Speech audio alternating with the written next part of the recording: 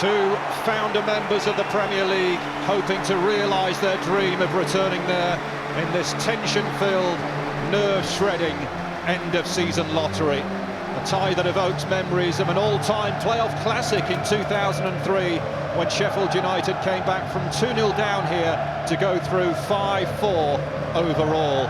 It is a chance for both clubs to rewrite history. Sheffield United have failed in 8 previous playoff campaigns. Nottingham Forest yet to even reach a final in 4 previous attempts. And I think what told you a lot was the reaction from Sander Berge himself. Here's Joe Worrell. Now can Surridge make something of this? He's got Basham for company. Did really well, brilliantly in fact, and a goal for Colback.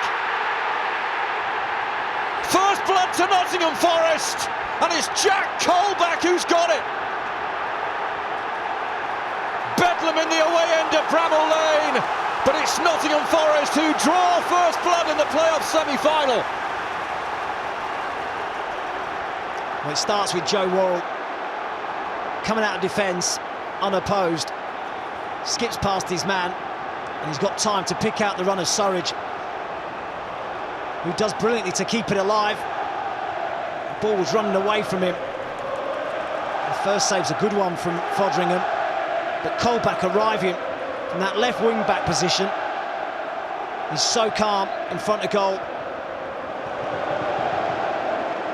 A fairly simple task.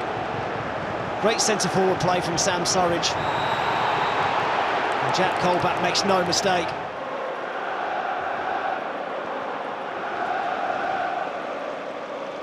Basham, who signed a new contract yesterday. That's a good ball onto Sander Berge. There's only Njai in the middle with him. And in the end, it was well defended. My God, again here. Over it comes towards Egan! Oh, off the line by Surridge. Hooked towards goal again by Gibbs-White, but it's wide. But Sam Surridge coming to Nottingham Forest's rescue there. And Steve Cook leads the inquest into how John Egan gets a free header. Attacks it well. And Surridge positions himself so well on the line. Fleck. Given away rather cheaply to McKenna. And Forest with the opportunity to break. Spence, who can really move through the gears, is found Zinkernagel. Some game this. Inside it comes. Surridge! Oh! What a big chance that is for Sam Surridge, and he hasn't taken it. It's that space again. It's Zinkernagel this time that finds the channel. You see him making that run out to this right-hand side. Nobody tracks him, plenty of space, and Brennan Johnson's now in the middle. It actually gets taken off his toe from Jed Spence, but it falls nicely to Surridge. And we probably think he should have done better. Another lightning counter from Forest.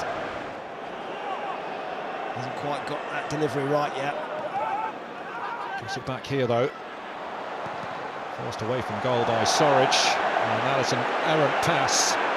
It will be pounced on by Colback. And he's released it down the line for Brennan Johnson. Surridge streaking through the middle. It's Brennan Johnson.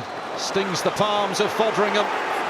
And it's a Forest corner. Defence into attack in the blink of an eye for Forest. So dangerous on the counter. Poor pass, wasn't it, in the middle of the pitch from Norwood. But then there's that intelligence. He could have played his centre-forward partner, Sam Surridge, in a slightly earlier, but went for goal himself.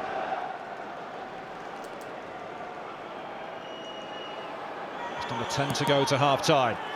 Over comes the corner. Headed away by Basham. Zinkernagel. Out to Garner. Great ball and flicked wide by Yates. Again, another wonderful opportunity, and Ryan Yates a whisker away from doubling Forest's lead. It should be 2. This is a wonderful ball in, but Yates is unmarked, just gets off the back of John Egan. Far too easy. John Egan's looking around and asking who should be marking him, but he needs himself to get slightly tighter to him. The glancing header just wide of the post. He'll look back and think this should be 2. Glorious opportunity. Position. Prepared to go left and right. Worrell. We'll touch on that for Stevens, but it's broken kindly for Jed Spence. Surridge on the turn, spilled by Foderingham. Johnson, saved by Foderingham. Sheffield United surviving by the skin of their teeth, and they're not in the clear yet. Surridge looking to gather it. Berger will eventually hack it away. United. Poor clearance from Ender Stevens. Jed Spence the wrong side. So much space inside the box. Surridge this time, nobody tight to him. And what about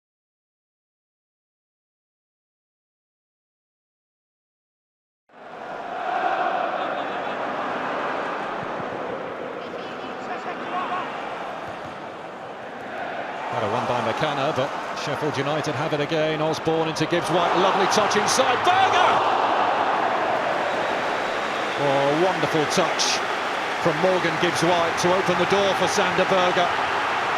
It does feel as though it's Gibbs-White that can be the difference for Sheffield United. The awareness, the cleverness to realise where his teammate is. That link-up play is superb. Sees things that other players doesn't. Oliver Norwood, but he's got that ability to pick out a pass out of nothing. I was about to say, he hasn't been at his best, Oliver Norwood. His delivery from set pieces hadn't quite been right, and he had given the ball away a few times as well. Oh, now John Egan's been robbed of it by Joe Lolly, who's bearing down on goal, and this will break Brennan Johnson's way! He follows in his father's footsteps by scoring in a playoff semi-final at Bramall Lane, and it's John Egan who's left red-faced. And David Johnson celebrates wildly with his son. What a moment for the Johnson family, what a moment for Nottingham Forest, who take a giant step towards Wembley. They lead at Bramall Lane by 2-0. Where's the sub, Joe Lolly, who closes John Egan down so quickly. Egan takes too long on the ball, turns into trouble. Will do well to block the first attempt, but Brennan Johnson, who's been excellent all game, arrives and then has got the composure to find the back of the net as well, under pressure. But John Egan won't want to watch this again. Beaten to it by Lolly. Super from Johnson, following it up. I think on the balance of play, probably a scoreline that's deserved, albeit they've been second best at the start of the second half, and look at David Johnson enjoying that.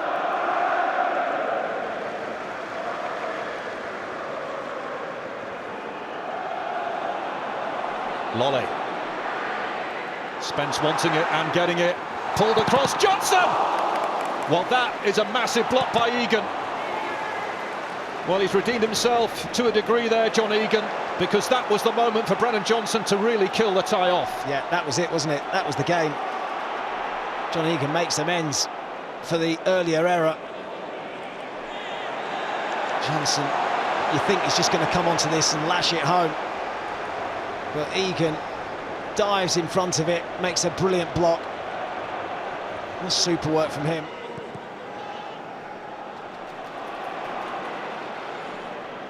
Gibbs-White. Sheffield United could do with him producing a little bit of magic. Norrington Davis. It's gone for a corner. There will be 3 additional minutes to be played at the end of the 90. And young Alex Myton is going to get a brief taste of this. Brennan Johnson will be the player to go off when that change comes.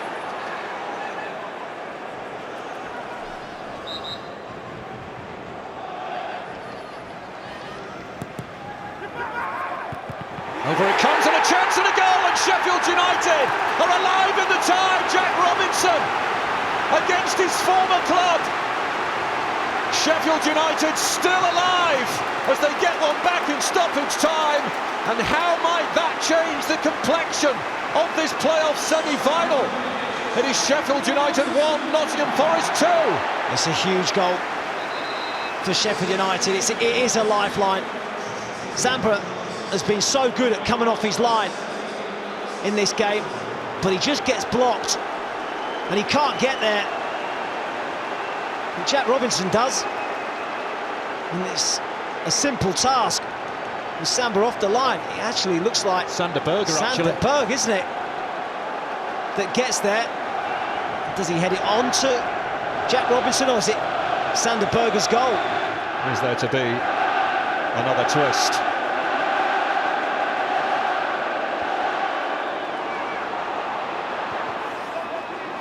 Forest managed to repel it, and they will leave Bramall Lane with a 2-1 first leg lead that could so easily have been more.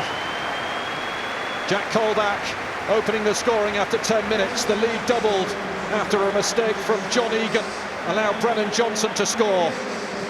But Sander Berge looked to get the final touch on the ball that landed in the back of the Forest net, and it's going to be a tight one at the City Ground. It is all still to play for, when at one stage it looked as though Forest were going to run away with this. Matt Holland still very much up for grabs. What a brilliant first leg. High tempo. Sheffield United have shown plenty of character. Nottingham Forest have shown plenty of quality. They deserve to win the game, Nottingham Forest, but it's set up nicely now. That late goal has certainly put a little bit more intrigue into the second leg.